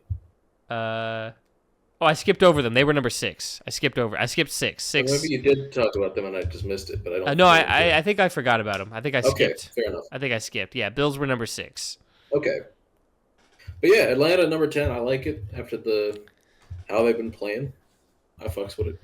So. Yeah, it's and there's a lot of teams like just barely off. Like there's this lump that could easily be anywhere from like I would say like 9 and 10 were really those 2 teams plus like the Niners still, even though they've had some difficulties. The Cardinals, the Bucks, the Saints, even like I mean, there's a good clump right there. But I ended with 1, 2, 3, 4 AFC teams in the top 10. You know what one of the funniest storylines of this season is? No. Vance Joseph coming back to Denver and coaching his ass off on that defense. Having maybe his best year ever as a defensive coordinator, doing it in Denver with fans that probably hated him up until just a couple months ago because of how well his defense is playing. He said, hold up, I'll give you a white corner if you let me come back. Vance Joseph is giving Riley Moss a good year, so maybe let's maybe we should be happy about what's going on. I'm just looking at because Denver honestly is a team at this point with how well they've played. Yeah, how well the defense has been. If the offense can just continue to be decent. Also, victory lap. Troy Franklin dropped a deep ball in this game. So, yes, sir. Victory lap. Troy Franklin sucks. I'm not rooting against Troy Franklin. Yeah, that's exactly what it sounds like. Well, it's just like it's like almost like a validation of my belief that he sucks. Seeing if he can't catch one of those from Bo Nix, you know what I mean? Obviously they have chemistry. Yeah, so I know. Any quarterback, wide receiver, they need to be 100% on those. Yeah. I just thought that shit was funny. I was watching Red Zone and I saw the deep ball to Troy Franklin and I'm like, oh shit, a deep ball touchdown here, and then no, he dropped it. I'm like, well, of course he dropped it. He's fucking Troy Franklin. But anywho, yeah, there. Brayden's breast. There's a good top 10 there. I don't have any complaints. It's a weird week to be doing it because there's not a large gap between the number 18 through the number 14. My cutoff was 5. I was 5, and I was like, these are the elite teams. And then there was another tier, maybe from 6 to 8, and then after that it was a wave of guys. Yeah. Yeah, if we see a Saints win tonight, that would be pretty indicative of a strong showing from. Do you want to get deep? I want to go so deep. Let's start with the icebreakers. Okay. Would you rather your partner help with the dishes or help with laundry? Hey. Dishes. Dishes are gross. I don't mind laundry much at all, but I hate doing the damn dishes. Like, Yeah. If the dishwasher, if where I'm at hypothetically doesn't have a good dishwasher, yeah. then dishes. But if it's a bitchin' dishwasher, then it's not even. You don't even need to do much help with laundry. Well, I mean, you still got like there's plenty of shit that can't be Yeah, but that's like stored easier. in the dishwasher. Sure, but I mean, like you cook a big dinner, you got like a lot of pots and pans to clean afterwards. Plus, there's something romantic about I cleaning the don't think kitchen I with follow FDA guidelines in terms of like reusing stuff to cook because I'll just like spray it real quick with water and then like run it back for another item. All right, but there is something Don't health like code me. there is something a little romantic about doing dishes with your partner. There's nothing romantic about like I mean folding laundry. I mean, kind of probably. That's but, how I like, imagine. Like it's not just throwing it in the fucking wash. I don't know, man. I don't. Either way, like probably dishes, just because dishes are gross. I love clean laundry. It smells great. Like it's warm. You know what I mean? As long as you're taking it fresh out the dryer. I don't need no help with that. I'll do that myself. Okay, deep. Mm. You still What? want to do two apiece or no? Oh yeah, we can do two apiece. That's a good idea. Skydive or scuba dive? Scuba. I'm not jumping out of a fucking plane. Scuba because my dad could certify me. Certify. Yeah, my dad's a master diving instructor. So if I wanted it, I could get with him. If I wanted it, I'd have it. All right. Deep. If I don't have it, that's because I don't want it. Okay. What did you used to do with all your free time before we started dating? Our beautiful gay relationship. So what did I used to do on my Tuesday afternoons before the podcast? I don't know that I did much on Tuesday afternoons before. I was probably just jagging off or gaming. Or both at the same time. Well, I'm trying to remember. My life was different because I didn't have the job I have now. So I'm trying to remember. It might have been working, like depending on where I was at. I've gone through character development since then. Oh yeah, it was working because you changed your schedule for the pod. You told them, hey, no more Tuesdays. That's and then, right. like every once in a while, you would have to do it on a Monday or Wednesday. Yeah, I was like, if you're gonna put me on Tuesday, then leave me free that Monday. Yeah. Yeah. You're right. I was working at H&R Block. Hell yeah, brother. Tax expert over here. I just made appointments. I was the bad bitch on the front desk. Mm-hmm. Yes, sir. All right. Deep. Would you rather put a stop to war or end world hunger? Why?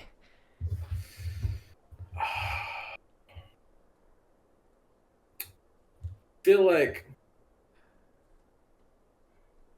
these two things to some degree would be like reflective of one another. Yeah, I feel like there's some overlap here. Yeah, if you get rid of war, it makes distributing food easier. Yeah, you know how many less hungry people there would be if distribution of resources wasn't a challenge during wartime. Yeah, give me no more war, and then I feel like it would be a lot easier to figure world hunger out. At the very least, like it would be easier to like decrease it.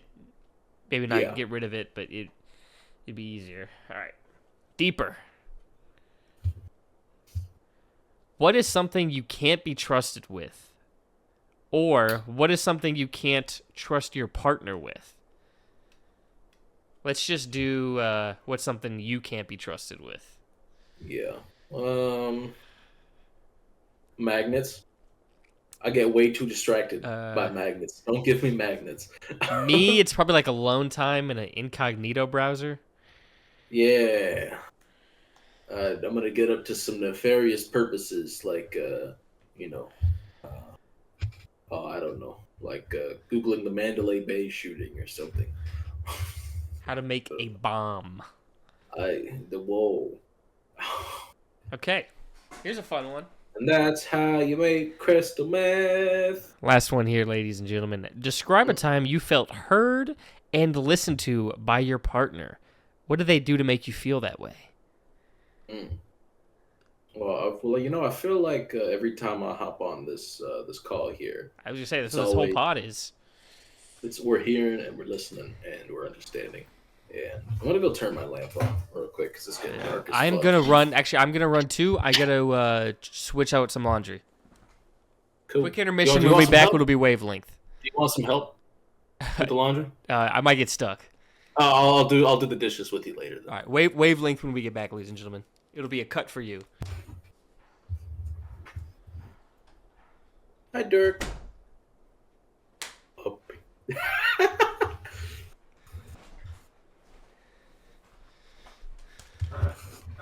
We're back, ladies and gentlemen. I brought Dirk. So fucking back. You brought Dirk. I brought Dirk. Hi, Dirk. I missed you. I was petting Bowie. Hold on, you can kind of see his head. You see his little head right there? Yeah. He's my little guy. All right. Wavelength. Wavelength. It's been a long time since we've both gotten it right. Same. I'm struggling right now. All right, so we're gonna figure it out. Though. I close my eyes. All right. You can leave them open for a second. I gotta think. I want to cook up. I want to cook up a very solid number. Dog, just pick a number. I got too many options. I can't see. All right. Keep put your hands in front of them. No cheating.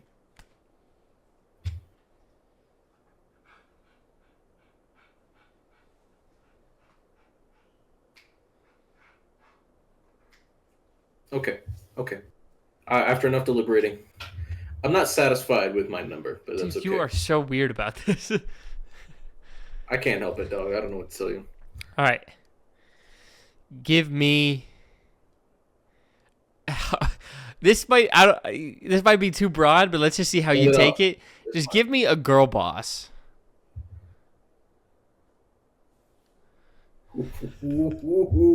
I thought of one for a different number. That's what made me laugh. But fuck. Give me.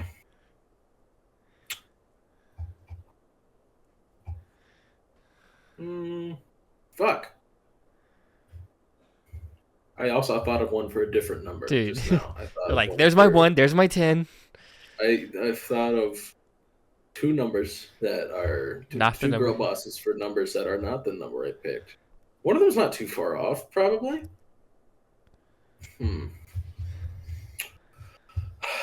Maybe I'm just not that familiar with girl bosses. Apparently, dude, I've listed off a ton of names.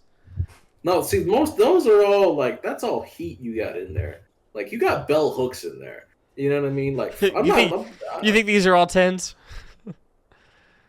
Bell hooks is an 11. But I don't know. I mean, I don't know. Can I get a new question? Man, I don't think I could do this one. I don't. I've got like one answer I could maybe throw out, but I don't feel like it's perfectly indicative of my number. Kamala Harris, Whoopi Goldberg, Claudette Colvin, bell hooks, Cher. Actually, this is a little. Virginia Woolf. I'm gonna put. Fuck. Do it. I'm gonna put Harris down for the number I've currently got going. I'm gonna say okay, fun. I'm gonna say Kamala Harris. This could get a little dicey. Kamala Harris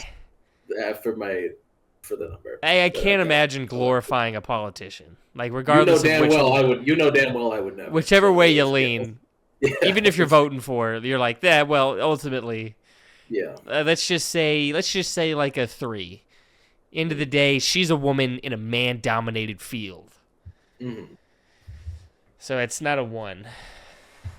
And we've seen a female politician that's more unlikable, I think, run in our lifetime. That was the first one that came to mind. So if you said girl boss, I thought, like, man, if I was at 1, Hillary Clinton would have been like, easy fucking slap there. But so I feel like 3 is pretty solid. We're at a 3-ish. Yeah, Hillary Clinton was the first one that I thought of for, like, this would be hilarious if I went with a lower number, but not quite. Okay, I'm gonna go with 3. Give me like a childhood toy.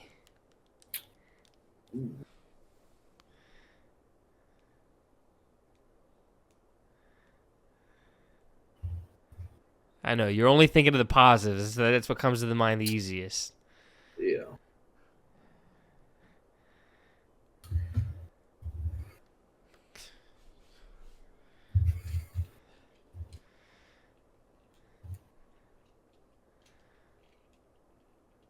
As a toy, Mm-hmm. separate this from what it means to a lot of people for as like a collector's item Oh. versus actually as a toy. I'm gonna say Pokemon cards. See, I never actually got into them. So for me, Right. I feel pretty easy. 3 still feels pretty solid. 3 Okay. still feels pretty solid. Because I don't know how it really is as a trading card game, as the game itself. Yeah. Never played it. Yeah. I doubt it's as good as Magic the Gathering, which I hear it compared to. I love Yu-Gi-Oh! I don't know if it compares to Yu-Gi-Oh! At all, but I fucking love Yu-Gi-Oh! Trading cards. Like, Okay, so I'm still feeling like a 3. By the way, Milton's a 5 right now. By the way, just to let you know, Hurricane Milton's at a 5. Oh, okay. By the time it makes landfall, it's supposed to have just gone down from a 4 to a 3. But yeah, I'm gonna be getting a very strong 3 in my face. Okay. Very strong 3 in my face. That sounds like a fun Friday night to me. But anywho, Sounds like a disappointing Friday night to me. you ain't no real eater. That's fine. A 3? Yeah, I guess I don't do it for the love of the game. I do it for the love of the player. I don't assign numerical values to women's appearance. Who said women? Somebody's making assumptions. You're right. Somebody's making assumptions. I wouldn't be no real eater if I limited myself. So yeah, a real eater plays both sides of the ball. You're right. A real eater's Travis Hunter. Travis Hunter is the realest eater. Yep. I'm bisexual. Call that Travis Hunter. Yes, sir. Okay. Bisexual. Play both sides. Call that Travis Hunter. Hi, Derek. Give me. No, I don't want to give you. You have to earn it. Pull yourself up by your bootstraps. Okay. Give me a pet name for a partner.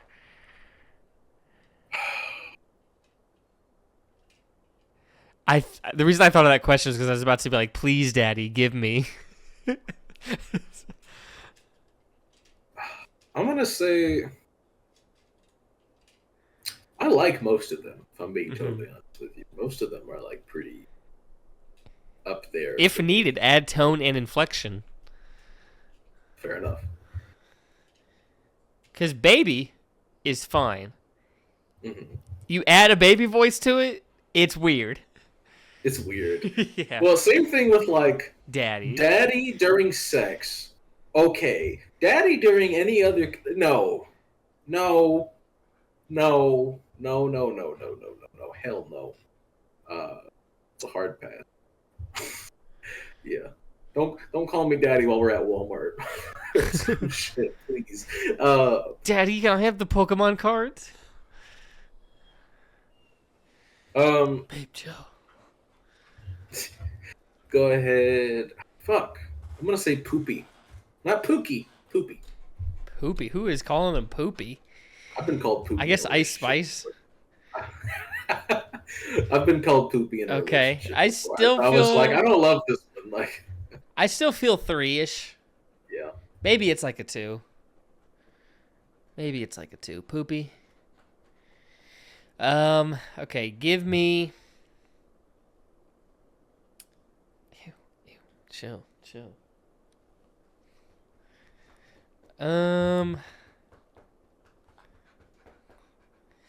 Give me a pet. Like an animal you can have as a pet? As a pet. Like is this 4 or 5? This is 4, right? Yes. So we did Girl Boss, Kamala, we did Toy. Kamala, Pokemon cards, Poopy. This is 4. Pet. Hamster. I'm gonna say hamster. Okay, they die. Easily, like in dramatic fashions. They get scared of their own farts and they have a heart attack. And you can't really interact with them that much. They always die gruesomely. Still feeling 3. I feel like they're cute. I feel like spiders and snakes and stuff like that you need like spiders are just fucking a no, and then like snakes and stuff like that, lizards, it's like you need extra special like heat lamps and stuff. You gotta really be about reptiles. To If have that's if those are So your pets, like you have to love it. I'm gonna You have keep to it love out of a everything about 2. So I think that Yeah. keeps it out of a 2. So let me go. I'm sticking with 3. Um. Okay. Last question. Surprised. My answer was actually 8 this whole time. Just been going the You're just complete like, I'm wrong a direction. fucking Kamala Lala fan. Yes, sir. Give You know what me. I'm voting for.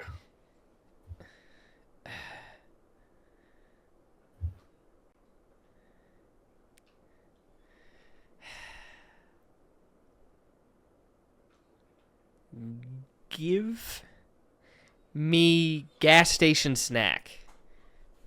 Stop off at a gas station. What Ooh, do you? that's a good fucking prompt. That's a good one. Um, let me go to 7-Eleven on DoorDash real quick just to see Okay. because I don't know what's coming to mind right now is the good Yeah, shit. of Like course. You're like, this is what I give me get. the let me walk in and get the donut holes, right? Like you know what I mean? Like when I go to Circle K, right? That's my go-to. But um, yeah, let me see. Calling me poopy. All right, let's take a look at the Circle K here. See, first thing that shows up is Dr. Pepper. Like that's S tier. Of You know what I course. mean? But we're doing like food. Right. But I mean, let's look at.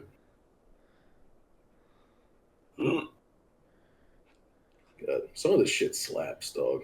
Some of this shit's really good. Real talk. You ever had bugles before? Yes, I I think kind so. of fucks with bugles Me a too. little bit. Not like a ton, Maybe but like a like 6. it's not something I want to eat often. But like if somebody says, "Hey, you want some bugles?" I'm be like, "Yo, Yeah, fuck sure. yeah, let me get it." Because it's I not like put him at a it's solid not it's 6. not a usual snack. You know, like it's not like Lay's or some shit. It's not like Hmm. Pringles. It's not like Doritos. No, it's bugles. They're like, yeah, I'll fuck up some bugles real quick. Why the hell not? So, um, fuck. I'm gonna say I'm gonna say anything ice cream related, probably. Okay. Like that's probably where yeah, ice cream. Anything ice cream related at the gas station. As a gas station snack. Okay. I Yeah. can see that because I'm looking for dry food. Right. Yeah. I've been at 3 this whole time. I just feel like I gotta write it. 3, final answer. It was 3. And the thing with the ice cream there, like if I'm getting gas station food, for the most part, I'm not eating it right then and there. Like I'm usually gonna take it home I'm and grazing it. Like I'm thinking yeah, about but road like tripping. I'm grazing it through the road either trip. road tripping or like I'm like playing video games with some friends that night Yeah. and I'm just got like some shit loaded up. Yeah. But I'm sure as shit not thinking about like, you know, uh like oh yeah, let me get this ice cream sandwich to eat an hour from now. What? No, give me a bag of Doritos, give me one of them Java monsters, right? Like, and then give me a honey pack, and then I got it. I got everything. Yeah, so I got everything I need. But nah, whatever. But um, yeah, but yeah, it was 3. It was 3, and yeah, I don't necessarily flex with either American political party. So yeah, Hmm. Harris at 3 seemed like a decent place to fit that in, and then what do you call it? So yeah, like I said, the first person that came to mind was Hillary Clinton because that'd be the funniest answer, easy one, like put it on there. But the next person that came to mind was Taylor Swift, but I didn't quite feel like 3 would have been fair. She's more like 5 in terms of like girl boss Yeah. like tier list. She's pretty smack dab in the middle for me. Yeah. So I like her music. She's got some really good songs. she's got some tunes. She's got some shit I don't like about her though. But Should be jetting yeah, like she be crazy. jetting. Her fan base is annoying. And Like that what matters. happens with anybody, anything is at that size. Usually, you just kind of see the annoying parts of it. So it's nothing specific to her, but they're annoying. Yeah. And even when a Taylor Swift fan makes a good point, they do it in such an annoying way that I almost want to disagree with them. You know what I mean? Like, you ever seen that before? Where it's like when somebody argues the same thing you're arguing, but they do it in such an annoying way that you almost want to not agree. Also, this I feel that way about the that. stereotypical Taylor Swift fan has a look to her. I'll be honest, It's it's a not look. not my It's a, not my it's a type. look that don't do much for me either. Admittedly, it's a little too. It's not as esoteric as I want my my woman to look. You know what I mean? For the most part, anyways. I guess like, nah, I need me a shouty who listens to like, I don't know, not Taylor Swift. Give me something a little more. I love the Smiths. Yeah, exactly. Give me a girl who likes the Smiths. Give me a girl who likes fucking, I don't know, the Smiths again. I guess I don't know. I don't fucking know. Actually, you know what? Give me a girl who likes Mount Erie. Give me a girl who likes the microphones. Give me a girl who likes Bright Eyes. Dirk's Give me a whining. girl One who second. likes. Okay. Keep naming bands though. Yeah, give me a girl who likes Neutral Milk Hotel. You know what I mean? Hi Dirk. I love that dog. God, them feet. God damn. Oh my god, the foot job would go Chill. I can insane. hear the goddamn through the fucking speakers. Dude, the foot job would go crazy. Oh my god, I have a story. I have a story. Okay, it Go wasn't ahead. me, but I have a story. I need to preface that it wasn't me. This not. I'm not referring to myself. Uh, but I had like I've Right. got a group of friends from Texas, right? And like I don't join the Discord call very often. I might do that after we're done because I haven't talked to them in a while. Outside of like a couple nights ago, I popped in for like 5 minutes. But in general, I haven't talked to them in a while. And every time I join the Discord call, I get an insane lore drop. And one of my like shit that's happened in the last month or two. One of my favorite lore drops I got from them was that one of my friends, he was with this girl, and she asked him if she could give him a foot job with ranch, like ranch dressing, and he said yes. I'll be So honest. she I gave don't know if I could get hard for that. I don't. I think I'd be too. I like. Why would I use ranch as lube? Give me some of that Diddy oil or something. What the fuck we using ranch for? That's not even slippery enough. Like, and that's it's gonna smell like ranch. It's gonna make me hungry. I'm gonna want Wingstop if I'm smelling ranch. Like, what the fuck? So, but yeah, he got a foot job with ranch. I don't know where he found this woman. I don't know what the idea was there, but I guess he was cool with it, so he got a foot job with ranch. Did he finish? Uh, Probably, I'd have to ask him. You I don't did, yeah. know. You got it, dude. Anytime a story like that pops up, you gotta ask that question. I mean, I finished in the same night that I got my dick thrown up on. Like, shit happens. I didn't finish like right after that. Like that didn't do it for me. That would be a crazy thing to find out you're into. No, hell no. Like, It was oh, this is gross, gonna but I be a mean, mess, but I need it it, again. it was more funny than anything else. I laughed. Like I thought that shit was funny. I just went to the shower, washed it off, and right back to business. Like, ain't no problem. So, uh, yeah, nah. But yeah, foot job or ranch. So, I don't know I forgot how we got there. Even, I guess it's my turn to shut my eyes, Yes. and your turn to. All right. Number shown. All right, give me a style of decorating. Give me. I did not take an interior design class, You don't dude. have to be too specific, man. Just give me some like. I don't know. Give me some. Give me some shit. You know what I mean? Styles of decorating.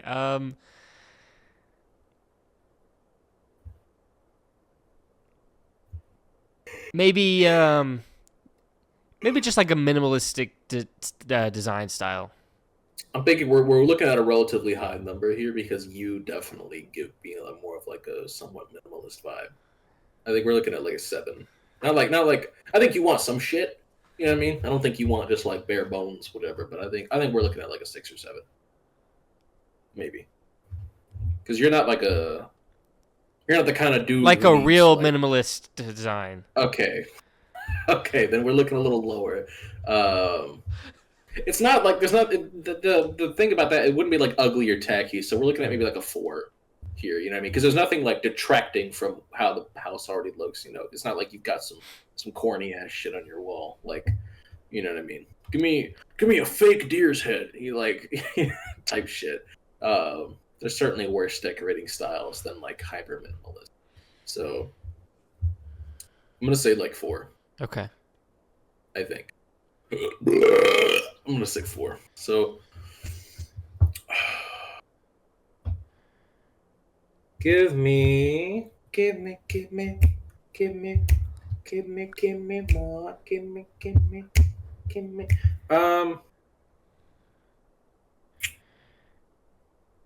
a YouTuber.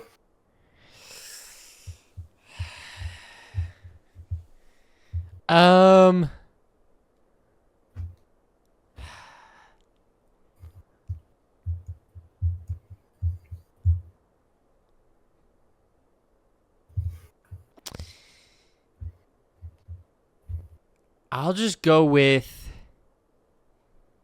I'm gonna go with Mr. Beast. Yeah, I'm still feeling like a 3 or 4 kind of range here. Okay. Yeah, I don't know. Not a like for one, it's not the kind of content that would appeal to me, and then also like yeah, in a vacuum, that like he's done a lot of good shit, but also like his reasons for doing so aren't the most pure of heart. Like you know, he's clearly he cares more about the fact that he is successful and has gained notoriety more so than the fact that he is helping people through his content. And I like that rubs me the wrong way a bit. Although I like again, still doing good shit for people for the most part. So it's like it's hard to be like, well, but you're only setting up all this, all those food kitchens and shit because, you know, because you want to be famous or whatever. Like, who cares? But so yeah, 3 or 4. I'm not feeling too high on that, but also it's not like disgustingly low.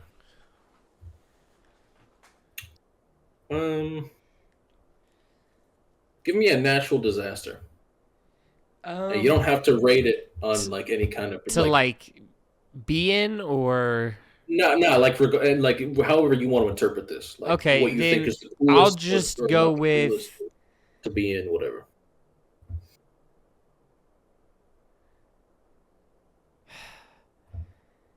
give me a tornado. That's what I thought you were gonna say. Wow. Kind of a lame storm. Not gonna lie to you. Like, does not have the aura that a hurricane does. Does not have the immediate like catastrophic nature of a volcanic eruption. But also, you can chase tornadoes. You can't really chase any other kind of storm. I mean, you can, but like storm chasing as a hobby pretty much revolves around tornadoes. So it's like not that you're a storm chaser, but that'd be like the one cool thing, like really about it. Also, some of them look badass, like an E6 or whatever. I think E6 is the highest. What is it? A Walking Dead man or something? I forget what they're called. I don't remember, but like I don't know. And then I guess like dust devils too. It's basically just like a little bitch tornado. Those exist as well, and they're fun. But yeah, tornadoes are a very. I mean, they're cool. Like I was obsessed with them when I was younger because I lived in Tennessee, so I was like kind of in Tornado Alley, and we'd get like 1 or 2 a year at least, kind of like close. They had one a couple of years ago that was really bad. Like my ex-girlfriend lost her childhood home. I would think, yeah, brutal. But yeah, I'm not feeling. I'm gonna say 4. I'm not feeling much different on my. I don't know. All right, now you give me a gas station snack. This is gonna help me feel it out a little bit more. Okay. If I let's go with trail mix. With M&Ms in it or without M&Ms? We'll go with M&Ms in it.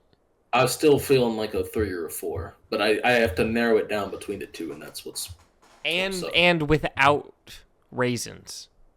4 is where we're sitting at. No raisins with M&Ms, so you're giving me like what, peanuts, cashews, type shit. Like that's gonna be good. I'm gonna enjoy the shit out of that, especially if there's like a decent M&M ratio in there. Uh, I don't need a lot. I just need like And let's give me get an the M&M in let's every get the bite. ones that also have those little peanut butter chunks in them, like those little. Are we thinking 5? Shit. Okay, 4 or 5. We're moving up a little bit in the ladder here. Peanut butter chunks in them with M&Ms with no raisins. You're speaking my language. I've that kind of trail mix fucks. For me, that'd be higher than 5. But I love trail mix as long as there ain't no raisins. I don't like raisins. I love grapes though. I Same. love grapes. I had grapes at like 5 o'clock this morning. Not like 4:30, closer to rather, but you know what I mean. 4 or 5, leaning 5 after the peanut butter chips discussion.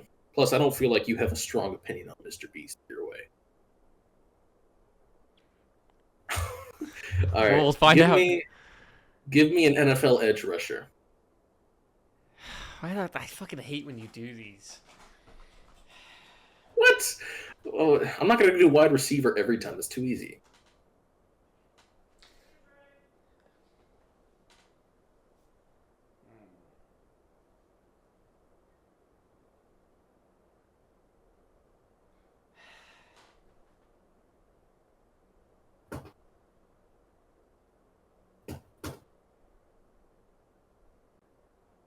I could do a defensive back instead if you want. Dude, I don't know players as much as you, or as much as you think I do, at least.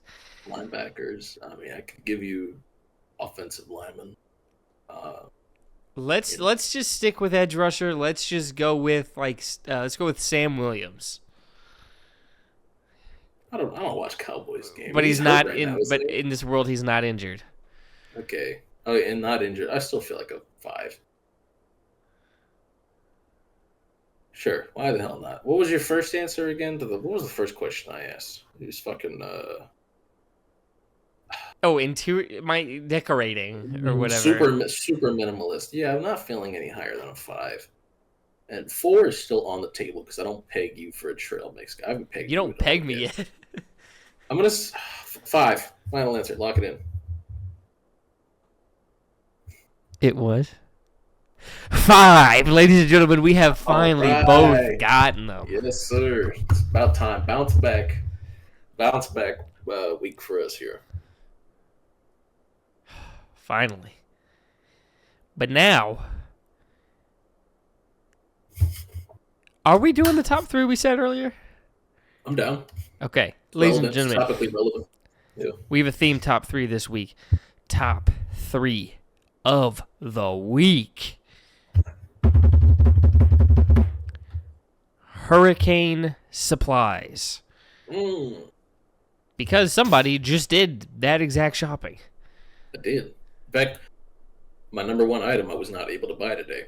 But I think we have the same number 1 item. Right. I don't know how you don't. It's the most important item, easily. So, but yeah. Do I go first? I do, right? Because I'm the guest. I think so. Yes. Okay. Number 3. I'm gonna go with portable charger. Something you can, charge before the storm. If you lose power, you can keep your phone charged. You can keep the line of communication open between yourself and anyone else. So it's helpful. It's nice. You get to get updates. You get to make sure your family members are okay if they're impacted by the storm. Like my mom lives 45 minutes away, so she's gonna get hit too. In fact, the current travel path is like right smack dab in the middle of where I live and where my mom lives. The storm's like right here. So, pretty cool, I guess. Not in a good way, but yeah, number 3, portable charger. My number 3. I'm gonna go with some dry, non-perishable food. You gotta eat. You gotta eat. You gotta eat. I really don't even think I need to really elaborate too much on this one. You gotta eat. Food. You're number 2, sir. That's my number 2, and no elaboration necessary. I bought beef jerky today. You gotta eat. I bought beef jerky. I bought Cheez-Its. I bought tortilla chips. I bought Pop-Tarts. Like, whatever. Shit, I don't gotta keep in the fridge. If I lose power, I lose power. It's fine. Yeah. My number 2, I just went with a nice, reliable flashlight. You don't know what's gonna happen. You got to be able to see. Mm-hmm. So just anytime, any emergency, you need to look for something's going on. You need to know what's going on. Flashlight. Mm-hmm. Um, then I'm assuming our number one. Mm-hmm. If you buy more water bottles than what is necessary for you and your family, I hope your house gets flooded. I sincerely hope your house gets flooded. Why is it that when the hurricane's not hitting until 2 days from now, Monday afternoon, it was like 2 p.m., there's no water bottles at Walmart. The storm ain't coming until Wednesday night. You've already sold out the damn Walmart of its water bottles. What's wrong with you? What's wrong with you? What's wrong with you? Um, you got to drink, and a lot of times in hurricanes, a lot of shit breaks, a lot of shit gets overwhelmed, a lot of shit gets shut off. You don't got no water, and if you don't got no water, You're fucked. you better have water bottles. So I only needed one case. It's just me and the cat. I could live off of one case, no problem. I don't even got one case, so I'm gonna have to hit up Sam's Club or something, just to see if it's there instead. Because if Walmart's sold out, chances are maybe Sam's Club's got one still. If Sam's Club doesn't have any more water bottles, then we're fucked. Because it's Sam's Club. But hopefully tomorrow it'll be a little less busy. I'm gonna get up early as shit to get there, but it should be less busy because hopefully people did most of their prep yesterday and today. And tomorrow, people who need to evacuate are already gone, and people who don't need to evacuate have already hunkered down. So tomorrow morning, I'm gonna take my ass to Sam's Club and buy some water, and that's it. I'm done after that. Nothing else needs to be worried about. Yeah, and like I said, that was our number one because you need to drink water. It's more important. Very big into hydration. Normally, you could survive a couple days without food. You ain't surviving long without for a couple days without water. I mean, I'm big on hydration without it, with not an emergency. Right. Definitely going to prioritize a win in one. Yeah. But yeah. You don't have easy access to it. But that is a quick top three because it's a pretty easy one to make a list for. You just kind of ask yourself, what are true necessities? Yeah, shit that I need. Yeah. And then now it's time for what we've been on. Jacob, what you been on? Kind of staring at it right now, actually. I'm on the Album of the Year page for Mount Erie. Man, fuck you. I mean, what the fuck? Okay. So, just this weekend, dude, I've just been on bitch mode, dude. I've been real sassy. Mount Erie. I talked about Mount Erie a few months ago because I listened to A Crow Looked at Me for the first time. And as I mentioned then, that's the album about... so Phil Elverum is the guy in Mount Erie. And his wife had passed away of cancer. And so... I'm sorry, I couldn't help it. I forgot the joke. Oh my god! Oh my god! No, the joke was are you referencing the news? Yes. The news clip? Yeah, it was like children being separated from their families at the border. Wow, wow. How dare you, sir? How absolutely dare you? But jokes aside, I mean no disrespect. That was just that was like something came into my brain and it just kind of came out. No disrespect, man. That is a trend. That is a tough thing to go through. So what I didn't know until today, there is a sequel to that album. I got done listening to that album 30 seconds before I called you to do the pod. That's what you were finishing up on? When I saw your text message saying booting everything up, there were tears in my eyes. Oh, wow. Because this one is just as haunting as the first one was.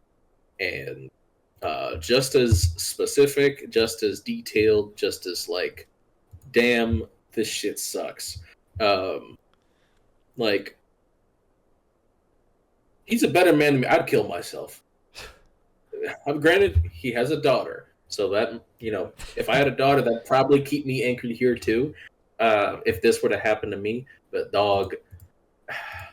And this is topically relevant because he has an album coming out on November 1st, and I am so excited because he's dropped 3 singles for it so far. The singles have been Broom of Wind, I Walk, and I Saw Another Bird. All 3 of them have been really good. So I'll certainly be talking about this album on If Friday is November 1st, the 5th. The 5th will be Tuesday that we record. So November 5th, I will be talking about. Um, the album is going to be called Night Palace. Night Palace comes out November 1st. This album's gonna fuck. And there's music I've been listening to that did come out uh, this this last Friday too. So I was let me scroll. Let me scroll. Okay, here we go. October 4th was a fantastic day for music. And I haven't listened to all of it yet. But first and foremost, so I don't know if I've ever talked about Black Midi on here at all. They're a band that I like couldn't really get into, but the last album that they made called Hellfire, it was back in 2022, I think. I liked Hellfire quite a lot. And the frontman for Black Midi just made his first solo album. His Black Midi broke up. He just made his first solo album. It's called The New Sound. It's incredible. It's better than any Black Midi album. It's fantastic. And Godspeed You Black Emperor is back. They just put out an album. And very good at telling the story they want to tell and saying everything they want to say without words. It is purely instrumental. And I don't know if all of their albums are. I've only heard Lift Your Skinny Fist Like Antennas to Heaven, and then I've heard this one. So I don't know if all their albums are like that. I'm assuming most of it is. And then The Smile, that's like the two members from Radiohead's side band. That's Tom York and Johnny Greenwood. This is their second album to come out this year. I haven't heard it yet, but I'm sure it's good. I will be listening to it soon. And then new Coldplay album, Snore. I don't care. Billie Eilish's brother Phineas released a new album. I haven't heard it yet. I probably won't. I don't really care much for Phineas. But Honey released a new album. I might listen to that later. Nothing else here really catching my eye. But except for Blood Incantation by Absolute Elsewhere. I've never heard of this band before, but this album has gotten glowing reviews. So I'm not really a death metal guy, but I liked the Liturgy album that came out last year, so maybe this is really good too. We'll see. For what I've been on, I think that's about it, other than like Mount Eerie / the Microphones discography. Like I also listened to Dawn by Mount Eerie recently. It's one of his most popular albums under the title of Mount Eerie. He has, the first alias he went under making music was the Microphones, and The Glow Part 2 is one of my favorite albums ever. I think it's amazing. But yeah, I've listened to Dawn, and I've listened to Now Only, which is the sequel to A Crow Looked at Me. So I've liked all of it so far. I'm really liking his music. I want to listen to more of his music before the new album comes out, just to familiarize myself with it more. But I'm having a good time. That's about it for me. No, I lied. We talked about Transformers last week. Yeah. I guess, for college football, the Vols lost, and they deserved it because that play calling was terrible. Yeah, Nico sucks. That last play was not good. Like, Nico running the ball out of bounds as the clock hit 0 instead of just throwing it into the end zone, like let somebody make a play. Yeah, that was silly. But Joe Milton did that a couple of years ago, too, which was Texas A&M won. Dumb. They sure did. They beat the shit out of Mizzou. In fact, a lot of teams in the top 10, top 11 all lost. Alabama lost to Vandy. Historic. Yeah. Let's see, who else? Michigan lost to Washington. Washington got their revenge. Let's see. Miami almost lost to Cal, and they probably would have had that targeting call, that very obvious targeting call been called. So Miami, in late in the game, has had 2 questionable decisions by referees go their way in the last 2 weeks. So interesting. But Cam Ward, future Tennessee Titan, by the way. And then who else? USC lost. I don't remember who they lost to. I forget, but I know USC lost. And then somebody else, like high up, lost. I don't remember who, but somebody else who's pretty high in the standings lost. So it's an interesting year for college football, and honestly, it's a good year for it. It's a good year for there to be this much parity, given that there is a 12-team playoff now. So, if ever there was a year for all the top teams to start losing some games, and for them to not be worried about their season, it's this year. But yeah, yeah, offensive line in Tennessee has to be better though. It's a travesty. Defense has been really good. Um, the the running game has been good. The passing game is not perfect, and I think this offensive line is just not a good pass protection. So that sucks. But I got nothing else, sir. Okay, I haven't really been on anything. Let's see. I watched another episode of that Batman cartoon I've been talking about. Feel the exact same way. Although I'll say this, they introduced a ghost character, and I thought it was going to be not a ghost. It was going to be like a twist that it wasn't. It was a ghost. So they are doing some more fantastical things, which I'm totally happy with. I like when shows get weird like that. Like Yeah, I mean, we have Matt Reeves movies going on where it's very realistic, very grounded. I would like to see Batman and more fantastical stuff, which we'll see in James Gunn. But yeah, and then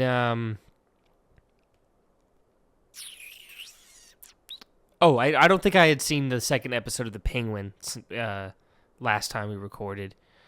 It was really good. The third episode's out. I haven't seen it yet, but right now the show has been phenomenal. Yeah. But yeah, that's pretty much all I've been on. I am really hungry, so I'm ready to call this one here. If you are, sounds good to me, dog. All right. So, ladies and gentlemen, thank you so much for watching. As always, the next episode will be over on Avillion Talks' channel. Subscribe, go check them out there. But yeah, that's gonna do it for this one. Thank you so much for watching, and as always, keep gaming. Deuce.